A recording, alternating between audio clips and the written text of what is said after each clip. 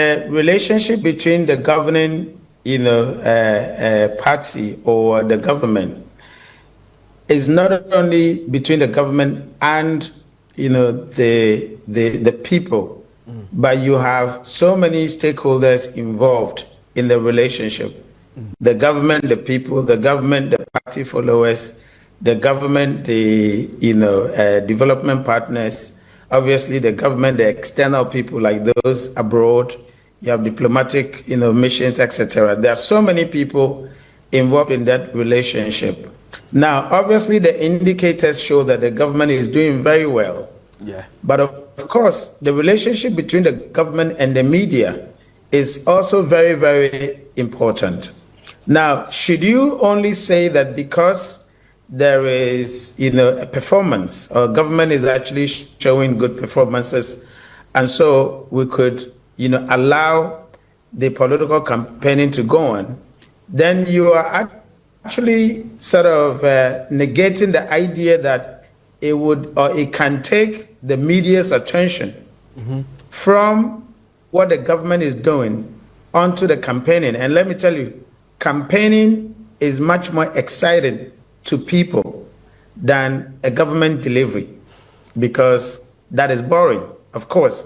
And even for the opposition party, they would rather launch onto the campaign that a government in power or a party in power is and its members, for example, doing, than you communicating the delivery.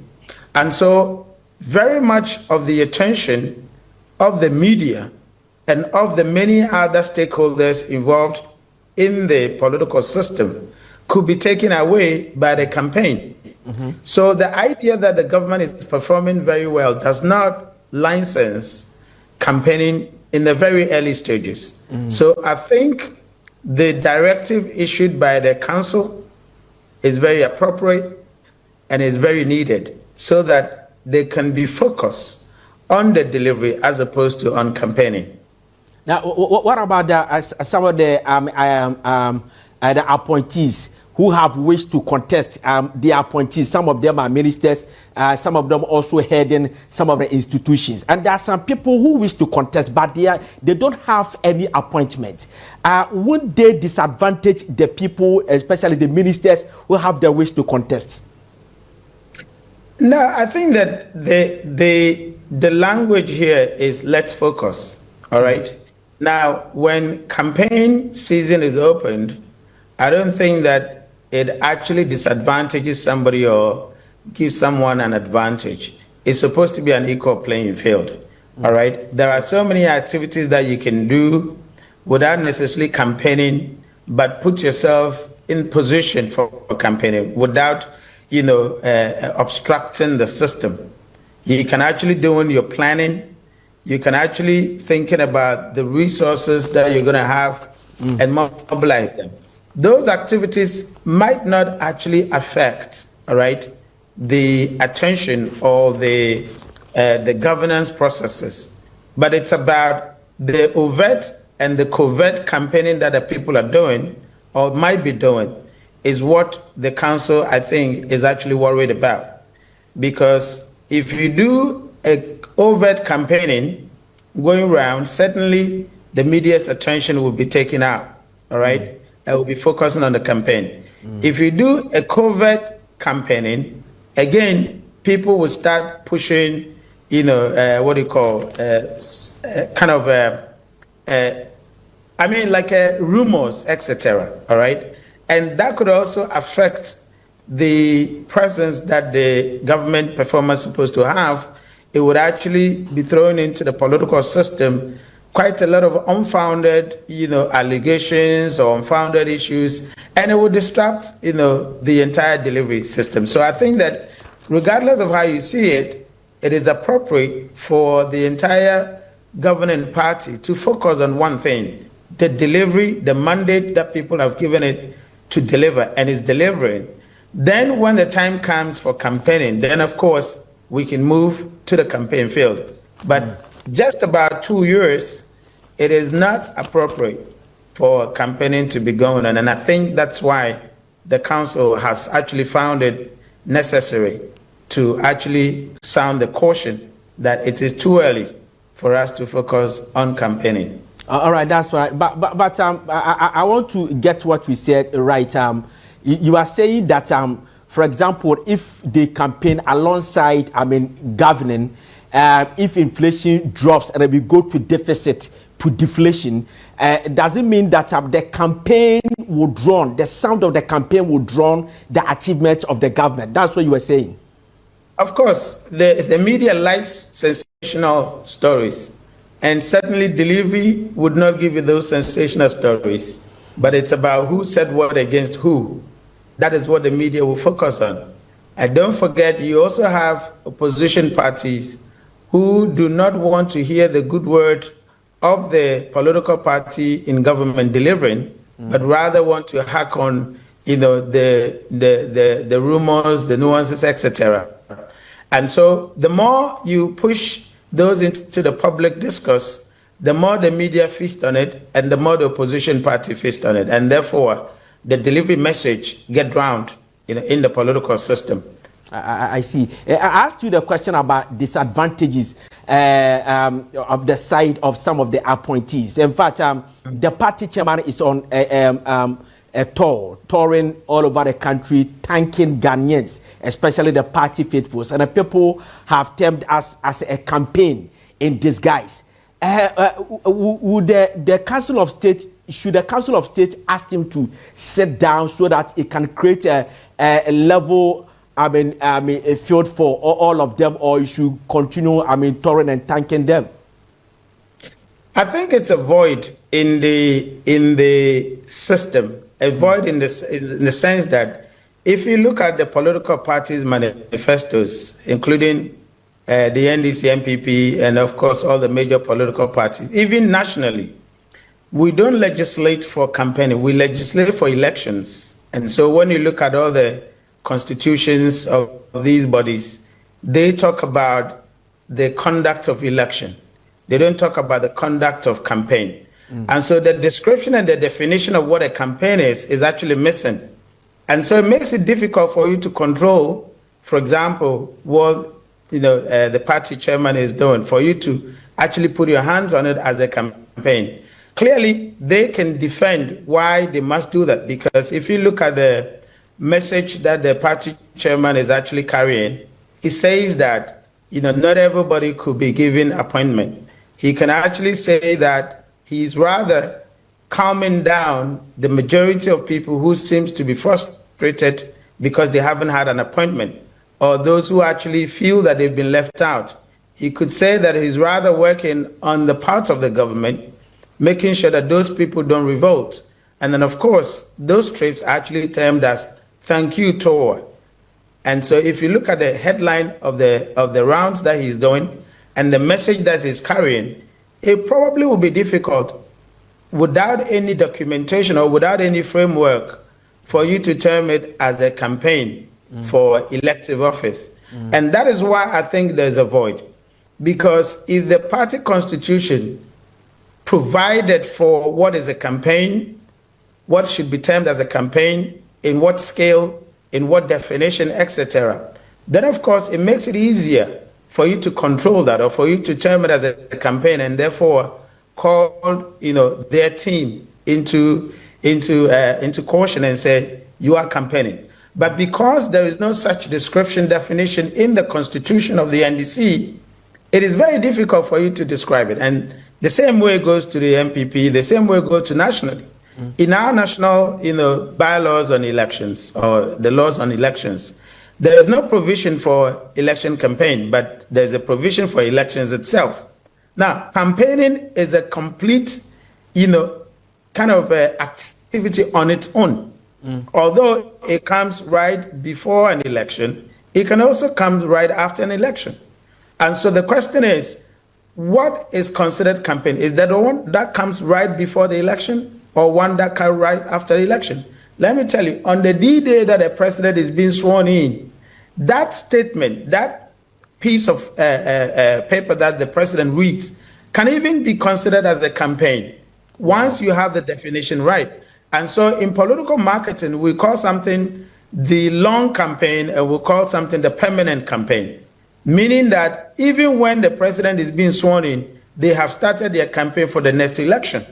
And so if you do not appropriately capture that and legislate for it by defining what a campaign is, the scope of it, and the entire, items of what a campaign could be considered, it's difficult for you to control it. And that's why we're having this particular issue. So there's a caveat in the political parties' manifestos and in the national manifestos. We have to go back, I said manifesto, sorry, constitution. Yeah. So we have to go back to these documents and address those gaps so that we can be boldly and very equivocal in telling someone that you are campaigning by this definition, and as a result, you should put a stop in it. We do not have that, and so it's difficult for you to consider someone's activity as a campaign. Yeah, because Ghanaians, including some of the NDC faithfuls, especially the card-bearing members that we engage, some people are saying that sometimes when it comes to the constituency, somehow he also meets some people behind doors and have some talks and all that. So I think that the party needs to pick this intelligence, and I asked him to stop because it looks like he's taking the lead, as we just indicated that we have a long-term campaign and a permanent campaign. Or I don't know if I've gotten it right. A long-term campaign, a permanent campaign. So people think that since he's doing this, it looks like he has taken the lead and to give him advantage ahead of his competitors. Well, of course, that's what I'm saying, that because we do not have a framework to describe what a campaign is, it's difficult for the party to really, kind of pinpoint who is campaigning and who is not. Obviously, they've issued a general statement to say that people should not campaign. But of course, those people would also argue that I'm not campaigning. To what extent are you able to draw attention on what they're doing as campaigning is the difficulty. And as a result, they have to actually go back into the constitution and address that. However, it does not take away the fact that should you campaign, or if you're campaigning, is actually taking attention of the government performance and can actually be in the way of the government performance, whether those who are doing it will feel disadvantaged and the urge for them to also get into it, or it would actually, slow down or curtail or somehow negatively affect government performance, for example. No matter how you see it, it is definitely not a good thing for a party in power because it will take attention, as I said earlier. But the difficulty is that we do not have provisions to describe it or to actually name what is a campaign and what is not. And as a result, try to put a stop to it. So I think that they have to actually address that gap, define what a campaign is, and be able to have a framework that could actually let them be able to determine whether somebody is campaigning or not, and then draw the attention and perhaps draw a certain caution or a punitive action. That's fantastic. Professor Kobe Mensah is a political marketing communication expert and the NDC Council of Elders cracked down on the premature presidential campaigns at Hong Kong. Now, sir, let's go to the Jubilee House. The executive secretary to the president, Dr. Callistus Mahama, a couple of days ago also released a similar statement cautioning the appointees and other appointees and ministers to focus on their job or to jeopardize the fluidity of the government, the importance of the government. Now, tell us, since this one is coming from executive secretary to the president, and the guy is not only the executive secretary, he's also a brother or relative to the president, can we conclude or deduct that this is the concern of the president? What he said represents the current view on this issue of the president? Well, I'm not sure that you could actually say that because he wrote in his capacity. I think that it's a feature that he wrote in his capacity as Dr. Callistus Mahama, as in his personal capacity. You couldn't actually stretch it to be the concern of the administration or the concern of the president. I suppose if that was the case, it would come out from the Jubilee House, the presidency. The article was not titled as the presidency, or as coming from the office of the executive secretary, but it came out, as far as I can recall, as his private, personal, observation of the system. So I don't think that it will be fair for us to stretch it to that level. But of course, the one that is coming from the council is actually structural. It's coming from the party. And so you could actually say it as an official. For what Dr. Mahama actually issued is his personal views per the observations that he has actually taken notice of. I see. Now, let's go to the constitution of National Democratic Congress. Article 42 talks about a presidential a candidate. They are saying that when the government is in power, they should elect the presidential candidate for the next general election a year before the general elections. And when they are not in power, it's supposed to be 2 years. Now that President Mahama's name has been, quote unquote, hijacked the party front for the past almost 20 years. Do you think that the NDC will be able to get somebody that the name will be like President Mahama in that short possible time for marketing? Thank you, Nana Frimpong. I think that the word hijack shouldn't be That's what I say in quotes. Exactly. Yes. I think that this is a candidate that has been rightly, chosen by the people, in terms of the NDC and then, of course, nationally. So it was right for you to say in quote, actually, yes. Now, of course, candidates emerge, and they emerge at different times. There is no straitjacket rule or a certain framework that is actually used to describe who could be a better candidate. Now, when you look at the political history, some candidates even emerge at a later date, and so we do not have a somehow, characterized image of who a candidate could be. And as a result, I think that no matter what period, they say that if the party is in government a year, which means that the constitution might have actually prescribed what duration or what time campaigning should start. If it is a year, then of course you can give a 3-month grace where campaign should start. If we had had that provision, these problems could have actually been resolved. And so within even 3 months, you could have a candidate emerging and be able to actually go around and be accepted or not by the people. I think that what is needed is whether any candidate know their stuff, they understand the political system, they could actually be determined as competent enough to actually stand for the flag bearership, etc. So it doesn't matter when you start. I think that it depends on your efficacy. How do you connect, and how prepared are you to connect with the people, to connect with the key issues, and be able to sell the key issues to the people for them to see that you are suitable to be the candidate. It does not matter that the president has been at the helm of the NDCs for a long time. Of course, there have been other people who have been interacting with Ghanaians, with the party, delegate, with the entire party itself. And people from either a long distance or a short distance know these individuals, or would know the individuals anyway.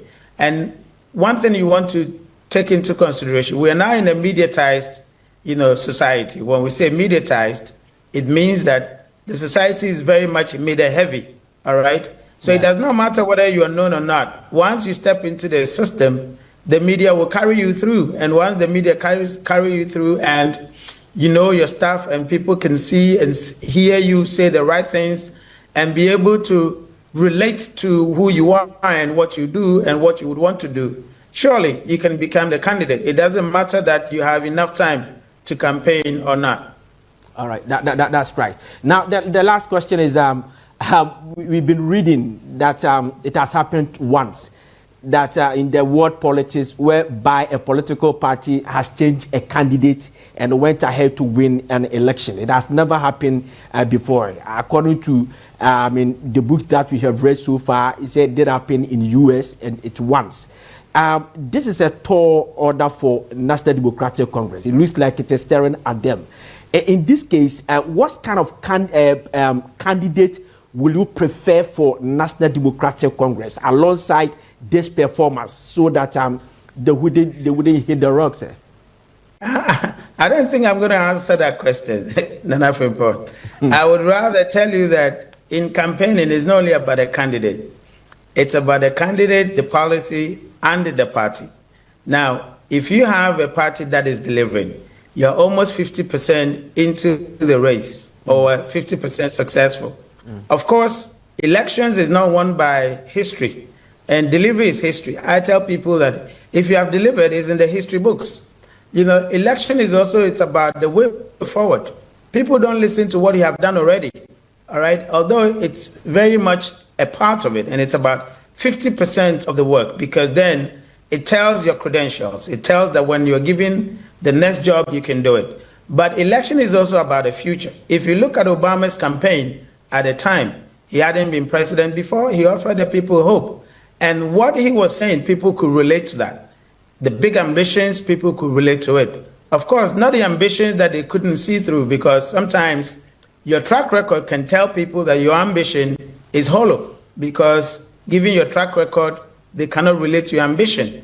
But if your track record is something to be written about, it's something wholesome, just like what is happening now that the party is delivering. When you then give the ambition, people can relate because they see what you have done. And so for me, elections is not about a candidate. Election is about a candidate, about a party, and about a policy. If you present credentials, if you present credible, elements like that, credible candidate, credible party, of course, credible policy, there's a policy consistency in what you're saying and what you have done before, suddenly people can give you the vote. It is not only about a candidate. And do we in this country, do we vote on policies, ideologies, and all that, as you are saying? Do we do that? Absolutely. A lot of studies have shown that we vote chiefly on policy. Of course, people discount that, but most of the research that we've done actually shows that policy, people really listen to that. I mean, how many people wouldn't tell you that they appreciated free SHS? All right? Yeah. How many people wouldn't tell you that they appreciated 24-hour economy? Yeah. How many people wouldn't tell you that they appreciate, primary health care? I mean, there is no way that you could say that people do not vote according to policy. They do. The description of it could be different. People can use different language to tell you why they voted, but certainly people listen to policies and they look at policy performances to vote. I see. All right, well, thank you very much. But I wanted to ask you this question before we go. In a minute, answer this one for me in a minute. You see, in the first year of President Mills' administration, recorded the Maybe and Johnson corruption, Takrady Port a corrupt scandal. We also recorded one at Tema Port. Nana Akufo-Addo's administration, we had the same thing, cash for seed, blah, blah, blah, blah. President Mahama's, first term in 2012, we recorded his first year, a lot of scandals. But it looks like this time around, we are not seeing that. We have gone almost 18 months now, and nothing is happening. We are not recording any corrupt scandal and all that. What do you think NDC or the government or President Mahama have learned? He's been there before. Obviously we learn, all right, from our past. We learn every day. The president had been there before in so many of these governments that you mentioned. He's been there. Even with Nanado's government, he wasn't in the government, but he was still around to see what is happening. So our first gentleman has actually learned a lot. And coming back, I think that he's been very clear. If you misbehave, you're going. There is no way that he's going to back anyone who misbehaves. And the appointees are listening clearly. Everybody is taking a clue from the first gentleman, what he's saying, what he's doing, and what he ambitions to do for this country. And so you would certainly give credit to the idea that he's learned a lot and he's putting that into practice. You will give him credit for actually sounding that he will crack the whip, that he's not going to forgive anyone who actually misstep. We should really appreciate that. Look, I can tell you, every week we receive a message from the office of the president cautioning appointees of our decisions of our actions, of our behaviors, of our attitudes. Every Monday, you receive that. If you don't put that into practice, then of course, I don't know the kind of person you are. You are receiving caution every Monday, and you don't think that you would work with it. Of course, you would have yourself to be blamed. So I feel that there's so many things that are going right in this particular administration, and I can tell you many people, just as myself, are actually proud to be part of this administration.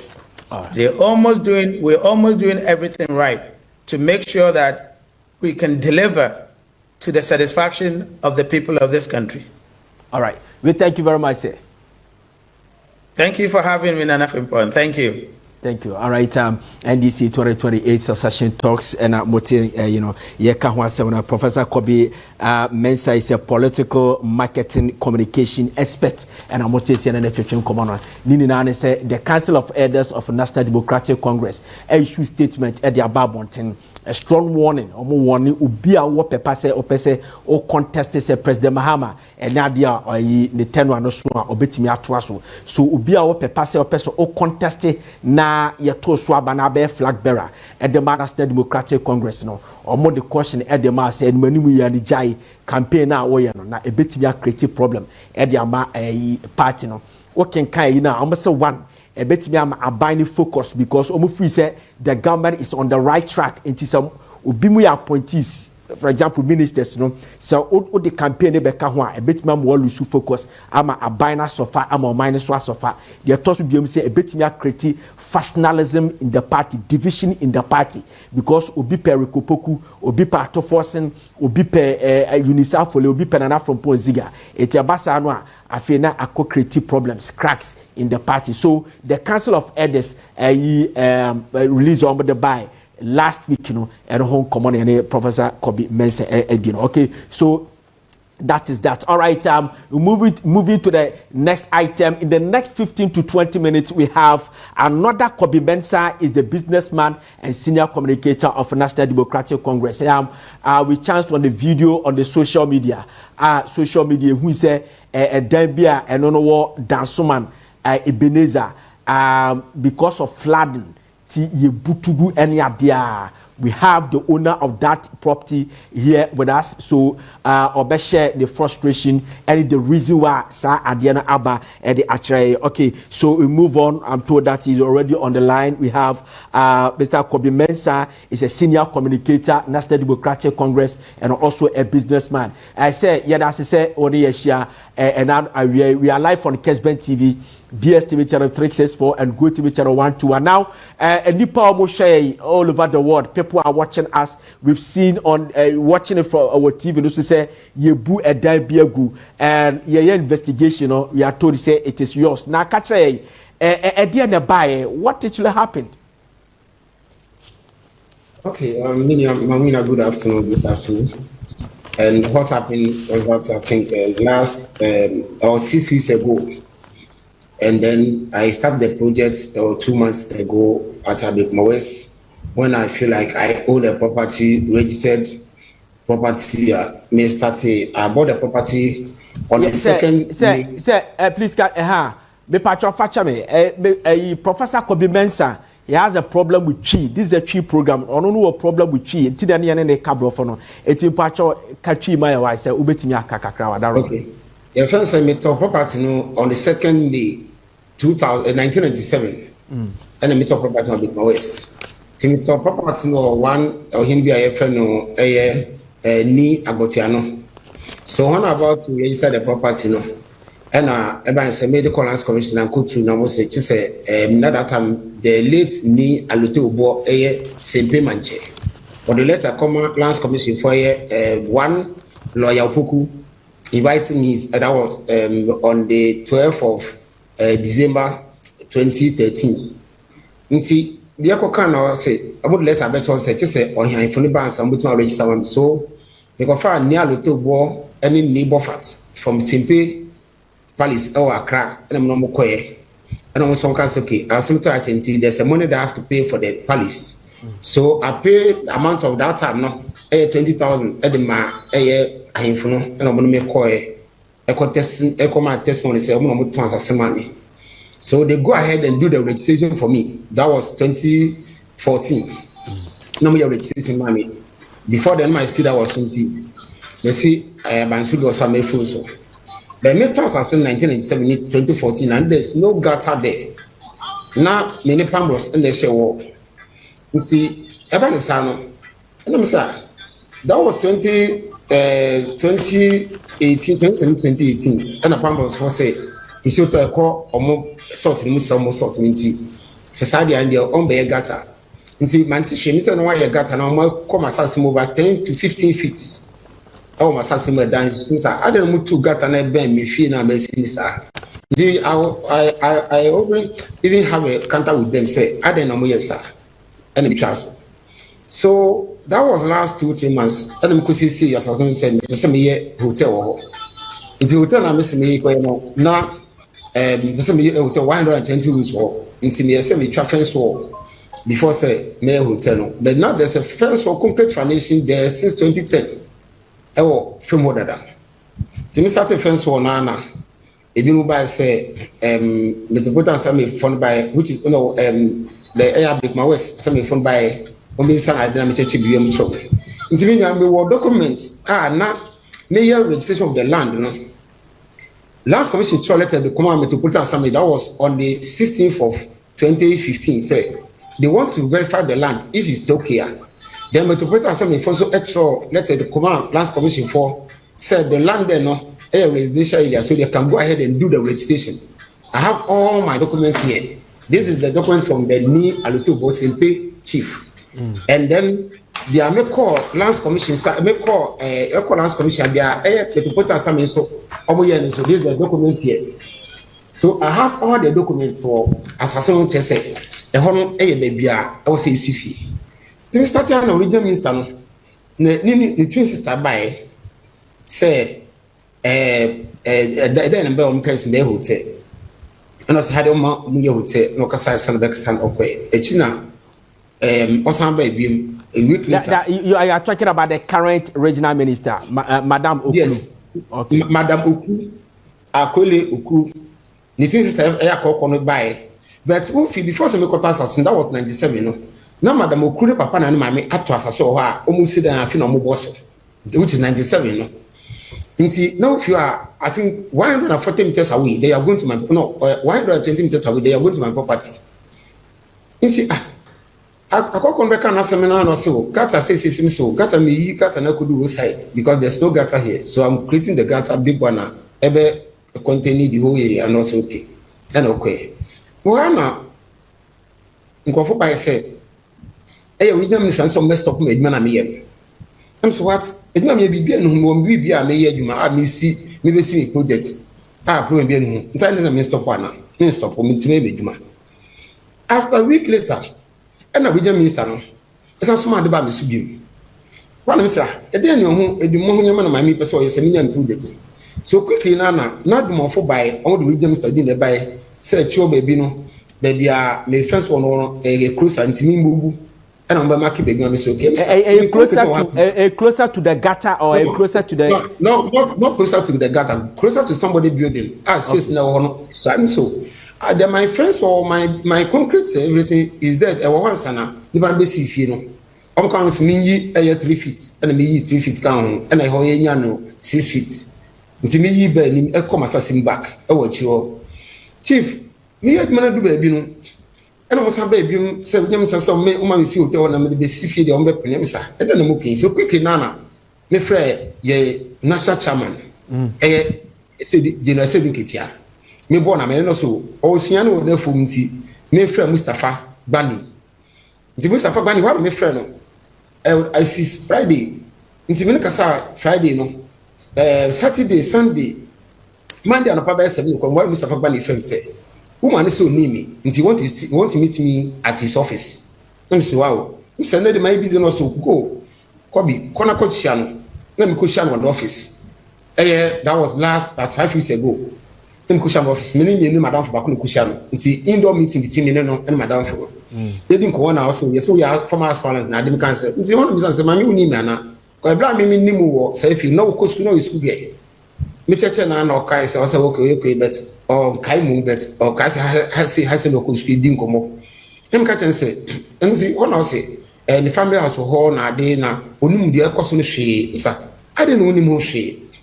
Nti ko do ma so ni mo hwem se ko form aba semesi so quickly na offer original admo coordinator no and all this one is say e fe no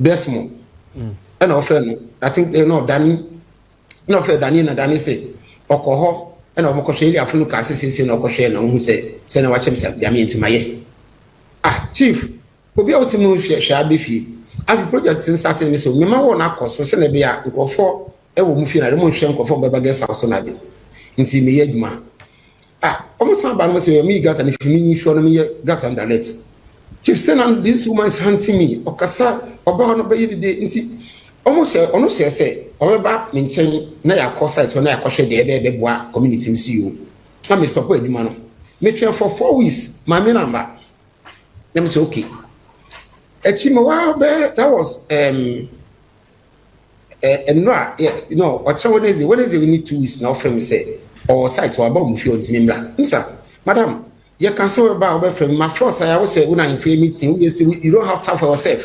So if you know you are coming to the site, I should have called me to prepare myself and come and meet you. Because we need baby I may walk. And also baby I'm be a member and me Dimika now was at Kolibu. So I drove fast to meet her. And they could share no question, no Cassan, I didn't know so. Side I mean you got no Nanko engineers in now come home on it Simax and buy. No, it's okay. Baby, I'm the got an atom. If I got an inform assassin, I'm so as long as if I'm favor boy, no come if I miss you. Let me confirm me excavator. I owe myself where I'm the real estate. So I have my excavator and my resources, everything. Confirmation me got an. Let me far missing for the goose you got an. That was last week. No one offense. We just missed an abasite, which is ended Tuesday week. Abba my instruction say, on him seeing I didn't know about one cash and training. Send me first one, a water doing from Uncle Finty, me first one, and go too. Got an amazing, and you want to second me got and everything. So I have the video producer. I send me the video on WhatsApp. Check it now. If you can publish that video, I'm not doing the casa in any week. Say, they bring this first one down, broke this one. I don't know. Meaning, before them, no, me some question. Before someone a course na me share and commodine at the buy. No, nothing. The woman want to break the property.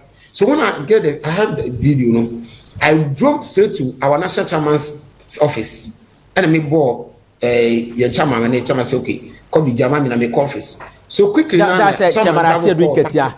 Chairman Asiedu Nketiah. Yes. Me got to come be chairman. Na person me say. Na my institution here adwuma me hwe say adwuma na wo ye no and political intimidation na say e bia wo na won ye right nti se sa me office ma me head office ma set committee nti be 4:30 and babla ye na deputy general secretary babla Samoa friend say babla Samoa friend say kobi ya form a committee one Dr. William Adeju or something or that and ben painful this count 30 members committee umbe akwa hwe site on adina yese the hono etisense na nti there's a committee umbe frɛ and misimati and one doctor na frɛ me na edi nkomo but what is in a meeting from the friend say minister assembly was say kobi yesi nko bubu na no nti ko bubu abu so quickly nana me e course me frɛ na chacha mo na dia nti quickly no me drabo call faster house the me call no me call to na me call Mr. Dobre lati ho and na ko me call na so committee so quickly na me frɛ na no ita me say message say chief of staff dia matese ma me ko bubu ma which is Friday no ma me say na so ko bubu me dia pade no boni be na ma ye ma form committee so the party no any strategy or some party in your maye almost a mission Monday 10 o'clock is when the first meeting is going to start. Now you share one person say edman me your own enye e han for e den economy the year to year na share the way forward into my message go boom property quickly nana nana oyelita honorable nana oyelita deputy chief of staff oyadepa offer I mean this woman denied the allegation say onim de ekoso mu bibia na MC na friend say o demolition Into one I know it a friend no send message you. Quickly now me share messages. So quickly now me sending audio now, video now my medical journal site or and any week or month instruction say someone bubu ade up to and next Tuesday year. Ono abefa excavator no be bubu project na me enego. Inti me send them and I know it answer into ankasa bim. Okay. Inti me plan akaka medu dance man. Then so I move on the chain. Me ba me do dance. You kind of short time. We go to our next topic, which we have. Yes. So the short way is me do dance. Then the MC called me say he want to meet me. You could do an MC Nassamo can say I should allow him to go and do the demolition because it's under fire by the regional minister. And I said, no, I won't allow you. There's a committee behind this problem. So if I give you a chance, then my move committee, until wait for the committee to come and do their assessments on Monday, they will move forward. And also, okay, no, I understand. So I wait for the Monday. Chief Saturday and 7:38. Meeting say, almost the machine because it's almost Saturday demolition. So the committee chairman the committee the committee chairman was there. Or the committee chairman was talking to them. I called him and he called the MC George Alotino. On any case, George say they called the regional minister because I'm under pressure. He's giving me instruction. So okay, no, if regional minister no do the phone, and all the different phone they MC no man pressure. Do it. I give you that to do. Nobody who is the committee chairman, who is that Dr. William. I don't give a damn for anybody. And then the MC was telling the regional minister that Barbara Samuel spoke to him. He said, who is Barbara? I don't give a damn for anybody. Wow. So the regional minister, in fact, the regional minister is not here. I'll bet me answer and normal But now that is here, what will be your next step? Is your next step on the day? Because at the end of a council the next step I'm taking is now my lawyers they are prepared to go to court. I think I'm sure that because I'm going to court because one I will sue the government. So we have sued the Attorney General, we have sued the minister, and then the Metropolitan Assembly, which is the Abekma West Municipal Assembly. So the two of them, and I was beaten up when I told them I was about to stop them not to move the vehicle, and MC Nikan said, baby. Then one national security man also called Asiedu, also ordered them said, okay, Bemao, there's a video be a share now you pushy obi e wo ho me say ke betimi a share that video no in the next minute na ye topic we see sa video na ye wa obi a na wo share the other coming from the MC say nye chalagbeshi and the one national security officer called Mr. Asiedu also told the guy say no ye jale. Video ni okay. Okay. Etu when na ye omo push no na say o fight say o pese ase ebugu me dan ne. Ohun ya ba ku peja me kode me hwe ho. Oh. Nti ba ku peja me kode me hwe ho no. E na me gina ye. E na ba ku so nua me kwan ase. I think say ho no video no emba papa unya botra unya all that videos. Okay. Na omo category some mume. Inti DNC no so now no the matter is still at the national but you know what I do back come Canada NDC pay for us and say as we buy from the beginning no the national chairman mo any pay for the head of the committee head of the party na omo yiniama they handle the matter cool omo handle matter no the we are manage here e wo kwan on fa so asem no but the regional minister na handle in position na say minia because it's the party in every government. Government in every position. Now, regional minister, 7 previous, and when you handle no there, but wouldn't what problem be that? Is there any outstanding issue be on an order? There be meaning any issue. I mean, can't be other own Shianada. Oh, in can't I mean, about this is my property. I want to invest the property or something. I don't quite problem. I mean, so something. There's a video. I wanted to play that video. I send it to your WhatsApp. Or can say, come be careful. Me, can say, come be friend. Me say, listen to that video. If you can play that video. Okay. Until Why not say they are like it's not given them for anybody from the party? National for Mobia, Phobia, and Yeshi. So you know, this arrogant thing have to stop. See, because let me tell you, my brother, this thing is bringing the party down. If you are regional minister, you know what? That property there, men can't be being cho a chikra. Back I said 2014.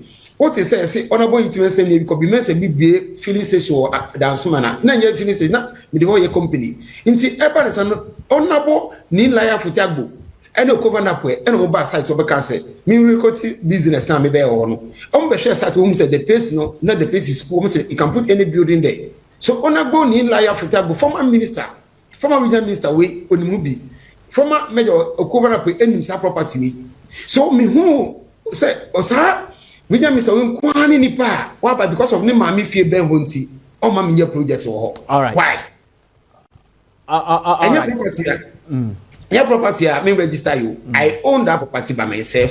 I register that property. It's in my name. So I don't know what the woman wants. It doesn't not pay. It doesn't not pay on Abraham. Okay. That's only bibi. The pass OGS first one ya akasa we say. In fact, ye be di asem we achi we be investigate ye be call regional minister or ye be call the MC no ho ye ne committee no so be di nkomo committee a almost set up on we reach out to Asiedu Nketiah and character bia almost involved in this matter we make sure say bubi sebusa omo na baby a yide dano ye di ato. In fact we have Professor Audrey Gwezepo with us in the shortest time you hear from her, but I say a kasa no wabo.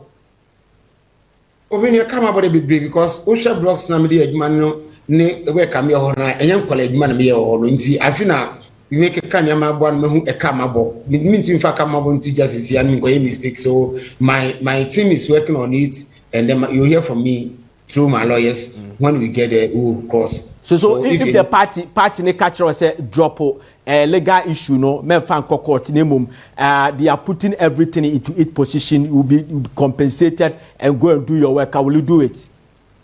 Oh chief, I'm a party neighbor and a party so and then I started over 27 years ago. I started journey party 1996 so party no enemy transit. Somebody need the mamia on form committee because of this problem here.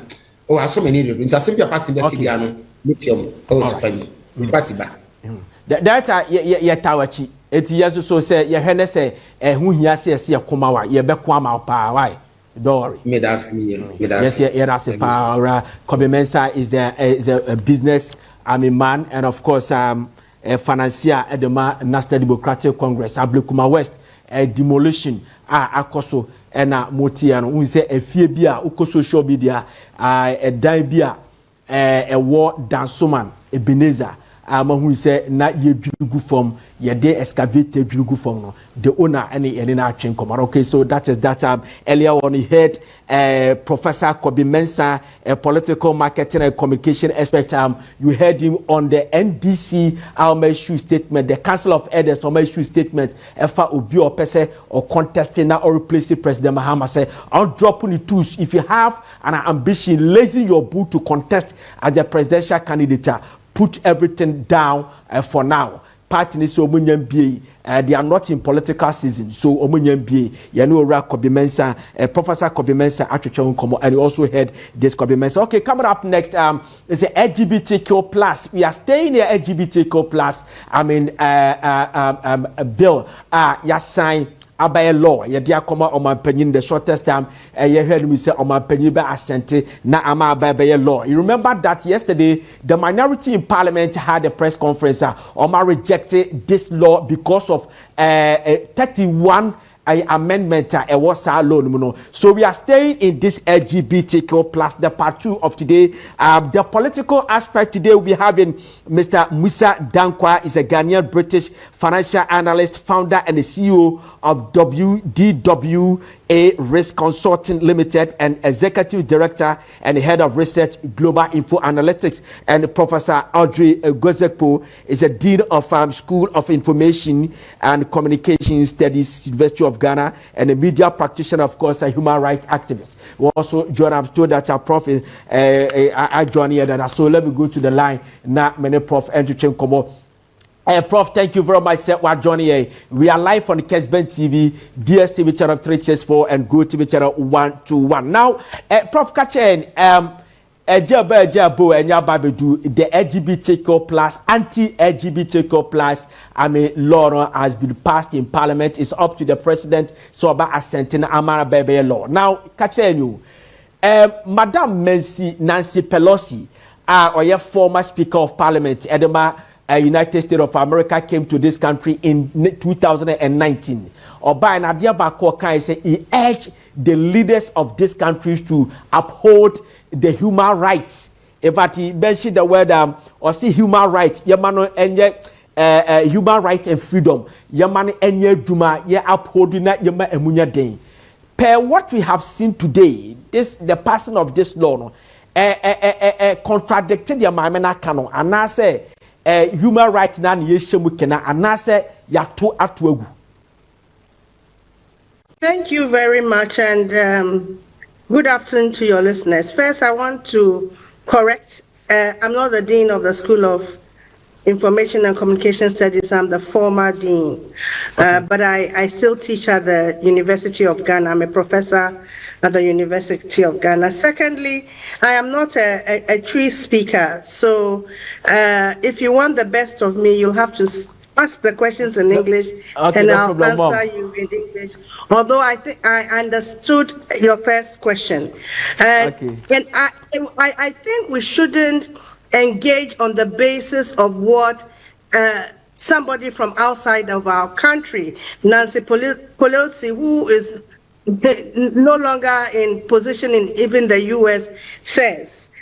I think we should engage with the bill based on our own constitution, our own standing as a member of the African Union, which has a charter on human rights. And it's on the basis of those that you begin to ask whether or not the people who are being targeted by these bills, human rights have been infringed. And for us advocates, and pretty soon when it's signed into law, we are liable, if we identify as advocates, to go to jail for 6 years. But for now, I'm happy to say that I am anti the bill, and I'm an advocate for the rights of all citizens of Ghana, no matter their difference. Sexual differences are no different from other differences in a democracy. And if we decide that we are a democracy, we need to then walk the talk. We need to respect the rights of all citizens. And this bill doesn't do that. This bill criminalizes people on the basis of their sexuality because it doesn't conform to the norm of the majority of the country. We are not a theocracy. In other words, Ghana is not based on religion. So even if our religious leaders, even if we think that it goes against morality, really we should be asking ourselves deeper questions. How does a consenting adult who decides that they love each other, even if they are from this, they are from the same sex, how does that hurt society? Especially when we have such pressing issues in this country. Such pressing issues, why will we expend thousands and thousands of Ghanaian cedis to enact a bill that controls people's sexuality? Why is that our priority? I see. So you think that when you read our constitution, Article 12 talks about guarantee the fundamental human rights. Do you think that this bill has come to make that provision irrelevant, right?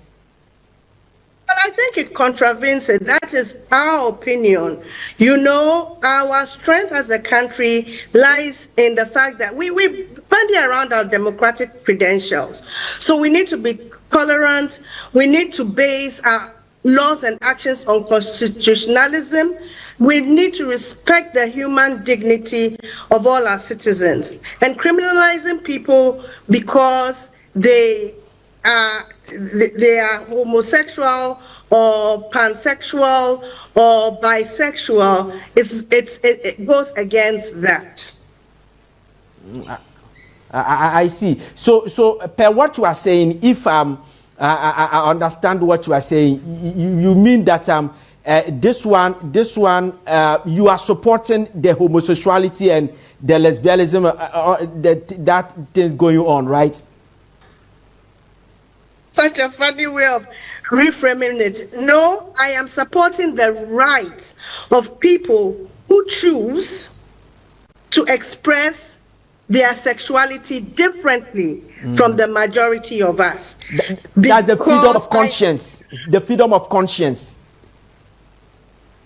Well, I mean, I respect everybody. I mean, in a democracy, there are just so many different people. And I don't think government has a right in this day and age to decide that if somebody is homosexual, the person needs to be in jail. Or if somebody decides to advocate or to argue for the rights of these people, they belong to jail. No Ghanaian should fear arrest, violence, or persecution because of their real or their perceived sexual orientation. So if you think your sexual orientation is one that says, I'm attracted to men, does it hurt you? How does it hurt anybody? I don't understand. There are clear and present dangers in this country. From the flooding we experienced firsthand, our bad roads, accidents on our roads.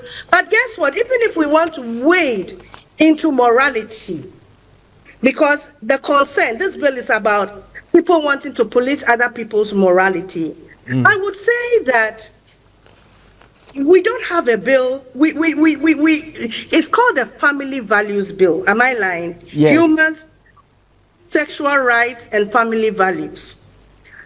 Wouldn't you agree with me that adultery destroys families? Yeah. Does adultery destroy families? Do we have a bill against adultery? So we should it's a moral issue. So we shall push that adultery into it, if only. No, I'm not saying that.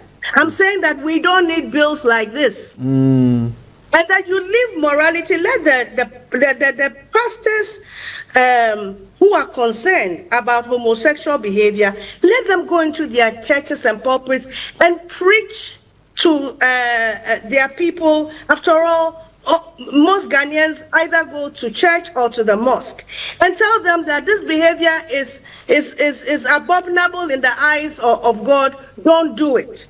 A lot of things are abominable in the eyes of God, you know, including adultery, that we don't legislate. Adultery is in the 10 Commandments. Homosexuality is not. So think about it that way. So Mom, how do you define the word morality? How do you define the word morality, Mom? Well, you should ask the people who crafted the bill. How is it that they are defining family values in just this narrow context? How is it? What does family values mean? And what are the morals when it comes to family values? Look, this bill is actually anti-family values. Why? Because it says that a parent, a sibling, an aunt, an uncle has an obligation to report their child who they think is homosexual. I see. What can destroy families more than that? Landlords. So the duty to report clause, I think, is one of the most anti-family values provisions in that bill. Because no parent should be forced to choose between protecting their child and reporting them to the police. Even armed robbers, there's no law that obligates parents that if you know or you suspect that your child is an armed robber, you should report the child to the police. Otherwise, you go to jail. Why do we have a bill that has that clause in it? You see, because in the end, the bill will just encourage family separation social isolation, homelessness when families reject it. And you know what's happening? The bill, even though it hasn't yet been assented to and become law, people act on the impetus because the bill sends a strong signal that people who are homosexuals are criminals. And therefore, it encourages mob justice. There's a clause in the bill that says you shouldn't take the law into your own hands. But we are a country where mob justice comes to us very readily. So these are the problems with the bill.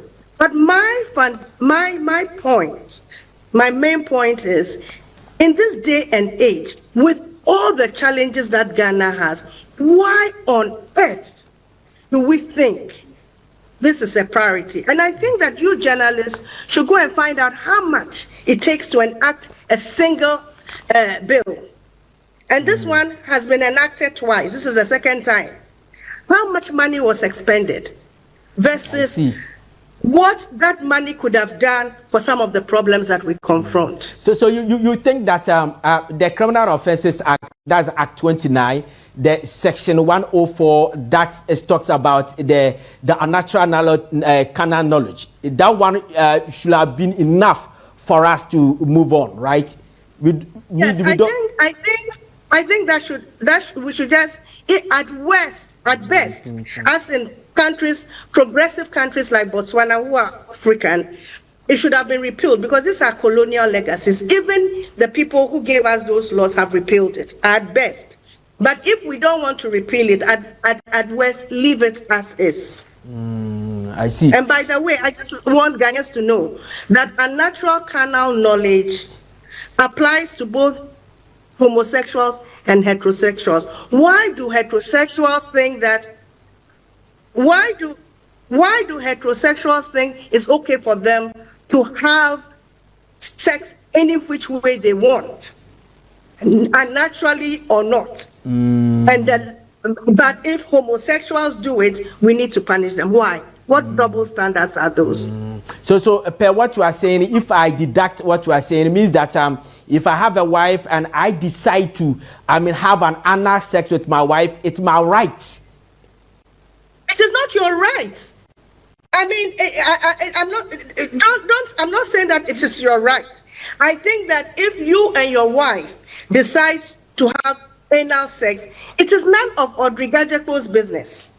It is what you are doing in your bedroom. It is none of my business. And it's none of government's business. But I am saying that there are laws in the books, the colonial era laws. If you are doing that right now, if you are getting a blowjob right now, if you are engaged in oral sex right now, you are infringing on the laws as they stand now because it is considered unnatural carnal knowledge. If you are using dildos, it is unnatural carnal knowledge under the current law, not the new bill, but under the current law. But it's okay for us. We do it, and we don't expect anybody to try and enforce it. Because we think that it's our right to have sex once it's a consenting adult. And that's the operative word. If it's a consenting adult, it is okay. You are grown up enough to decide how you want to live your life. Once it does not infringe on the rights of anybody else. Do you understand what I'm saying? Yeah, I do understand you. But per what you are saying, it has nothing. It is not different from the question that I asked. That if I choose to have an anal sex with my wife or any other person, it is my right, since it does not, eat anybody's food. Yes, especially, but provided that your wife agrees. Because if your wife doesn't agree and you force her to, then you have raped her, and that is against the law. I see. So you as a human rights activist, what will be your next step now that the law has been passed, but the president is here to assent it and all that? The president said it in London that the law has a long way to go before he can pen his signature on it. So tell us, what will be your next step? Well, I think that advocates should continue pointing out how absurd this law is and how we don't need it in this point of our lives, and how it's just a distraction, a detraction from the many problems that confront us, and how it's just political football. As you can see, I heard you talk about the minorities saying that the bill has been watered down and they want a more stringent bill. When they were in office, they weren't talking like that. So you just realize that this is just a political game. It's low-hanging fruit for our politicians because they know that most people, one, don't understand the issues. Two, will never read the bill. And three, they will be seen as being moral leaders when actually many of their behaviors is nothing short of, I don't know, it's not moral. Corruption is morality, isn't it? Yeah. Adultery is corruption. Side chicks is corruption. Going after little girls is immorality. Let's deal with those things because those are what are rampant. And do you know what? But if you just oppose what you are pointing out, there are some immoralities heavier than the other. For example, a man to a man, a woman to a woman. Says that. Did you talk to God and God told you that? Who said some are? I told you that when you look, the 10 Commandments are at the pinnacle of how God wants us to lead our lives. That's what governs us. Am I lying? 10 Commandments. Yeah. Right? Yeah. Adultery is in 10 Commandments. Homosexuality is not in 10 Commandments. So if you want to talk about a hierarchy of sins, then I am arguing that homosexuality comes after adultery because homosexuality is not in the 10 Commandments. Adultery is. All right. Your neighbor's wife and things like that are. So please. All right. We have a director of Global Info Analytics who will join us in the shortest time. But we have to, deal with you. Then you leave because of the time factor, because of your time. Probably wouldn't take much of your time. But now tell us, Angola had similar law. And they catch a blasting all over the world, and they had to reverse it in their parliament. And also, Malawi also had the same law in 2025. And out of pressure, they also amended the law to suit their current system because they were cut off. Some of the countries had cut ties with them, and the international donors stopped. Giving them support and all that, including Gabon. So now that we have passed this law, do you think that it can attract international wrath? But it casts us in a bad light. Look, here we are. We have a national strategy that says we want to derive revenue out of tourism, right? Yes. So we want to attract, and we pride ourselves, and we argue that come to Ghana and invest in Ghana because we are the beacon of democracy. But to many people around the world, especially the Western world, who we are courting to invest in us, anybody who wants to put LGBTQ people in jail along with their parents because their parents will report, along with their teachers, people like me who argue that is not right, is not a good investment destination. So that's what we face. And I'm sure President Mahama knows that. I see. All right. It's how we've painted ourselves. It's not anybody threatening us. We have painted ourselves as a certain kind of country that limits some of the opportunities that as a country we could attract. You have you read the bill yourself? The law, have you read it? Absolutely. Why not? But according to why would I be talking this way? And according to the minority, since this they call the bill that has been watered down and it's lenient, so it looks like we are staying in the ABCD. There's nothing like anti-LGBTQ plus bill law. No, so there shouldn't be any cause of panic. No, there's still an anti-LGBTQ law.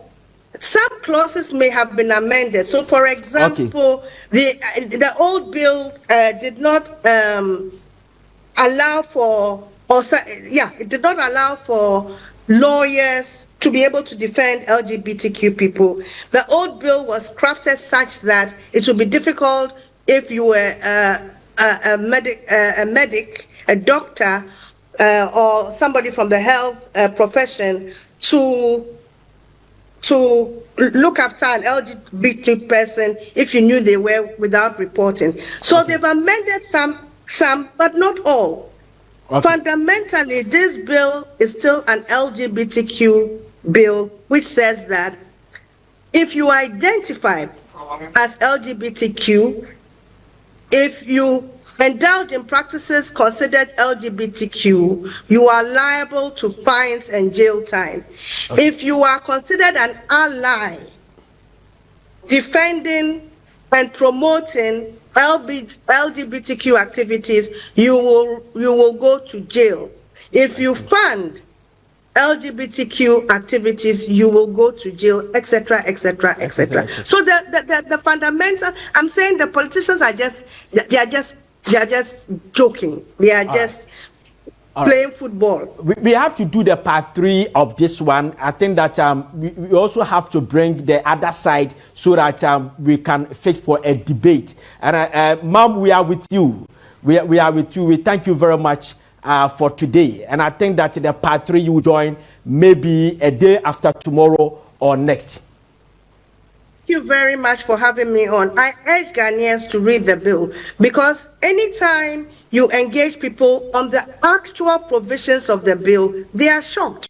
They do not, because they have not read the bill, they think this bill is going to bring about change in their lives. It will bring about nothing in this country. It will just victimize people for no good reason. Thank you very much, Mom. Professor Audrey Gozepo is a human rights activist. Mom, thank you very much. Coming up next in the next 15 minutes, we have Musa Dankwa, is a Ghanaian British financial analyst, a founder and the CEO of a DWA Risk Consulting Limited, executive director and head of research, Global Info Analytics. And this is the political aspect of this LGBTQ plus bill, and as a law, that's anti-LGBTQ plus law. The political aspect of it. Director, thank you very much for joining us on the program, The Digest. Now, I remember in the 2024 elections, we read it from some of the civil society organizations, international posters, local posters, and also domestic posters, people like a political analyst and all that. Obia can say the LGBTQ plus, and so a contribute slightly to the defeat of my NPP co-position. Now that President Mahama assigned that LGBT Benya effective or 2028 because we have a long way to go. 2.5 years to the general election. Ebedu na Ghana for any high. Ebetibenya effective 2028 elections. You, Medasi, for this question. I walk back to 2024. Nema top issues for voters are LGBTQ plus wasn't one of them. Oh, I see. So it wasn't one of them. Hey, but even if they were, I mean, there are no numbers. I can give you the data, the top issues that influenced Ghanaians when they voted. LGBTQ did not register up to even 2-3%. I see. So upon we saw the DDP demonstration. We saw teachers demonstration. A government taking over. Brother Champons. No opposition taking the La Palme. Hotel. Yehu demonstration, of course, we saw Galamsey demonstration. The Kofofi said in Akamubi. Then the anti-LGBTQ plus bill, as you call parliament and president in some back and forth. You are telling us and no contributing a quota, even a single vote. I remember we did a poll on that, whether it was going to influence the way they vote. Most people said no. I see. At the time. See, the issue was that back, say 2023, 2024, then I see a man for heightened attention for LGBTQ. See, there were certain official development in terms of our educational curriculum. And a man for freely said we were going to sneak into the curriculum LGBT issues. Those understanding and misunderstanding were the key drivers for the heightened attention. So they fought it because they felt, say, if it becomes part of the syllabus, it will have major impact on the kids and the family values. I see. So those were the reasons why it became a very topical issue. But was it an election issue? No. Now, fast forward to 2026. Those issues have not formally found their way into the curriculum. So people don't feel said is being forced under their throat through academic or the students' curriculum. So people, for that reason, are no longer feeling the same agitation they felt some years back. You see the difference? Yeah. The environment at the time and the context at the time, is different from now. So people's reaction to it now is a bit different from the way we were reacting 2 years ago. Now, the difference here, say. Difference in say at the moment, there is no talk of it being part of the school curriculum. Okay. That's part of the controversy. That was the controversy. So a ban is I didn't amount for a book footage. Oh no. So it became an issue because they felt say it is being smuggled in through the academic curriculum. Okay. And once that threat is no longer there, the way Ghanaians see that homosexuality will be different. Look, that act has been with us for more than thousands of years. It's not new. But we don't want it to be formalized and packaged in a way that is taught in schools. I see. Now, so yes, I think people will rise up against it. Ghana is about 71% Christian population. And it abhors homosexuality. Yeah. And about 21% of the people are also Muslims, who even hate it more. Right? So combining the Muslim pushback and the Christian pushback, it will be difficult for this to fester in our society. When you go to areas of the world where it is first renewal, they are not religious.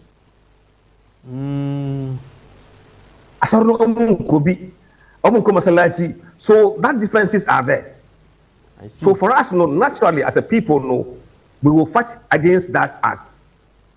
So those are the contests. Will it have impact in 2028 elections? Absolutely no. I see. And I'll tell you why.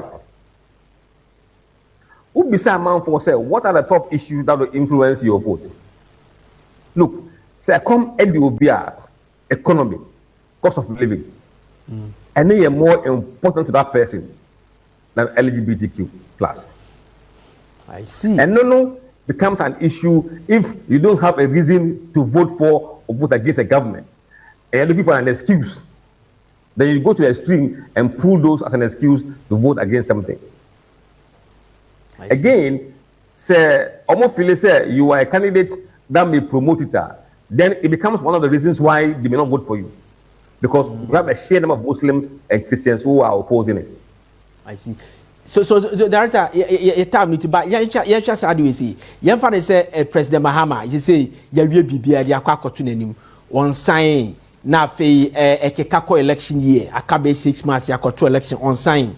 Now the other side will take advantage to start staging demonstration. Sign. Oh yes, I say who promoting that question and now kufu Jenibia. Are you saying say and on air have any effect on 2028 elections? Now one sign to the 7th December now.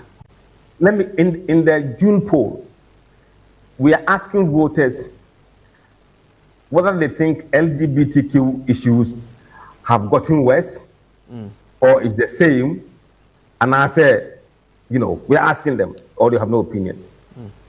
If they believe, say, it's getting worse, then it simply means that it will become some issue because it is getting worse.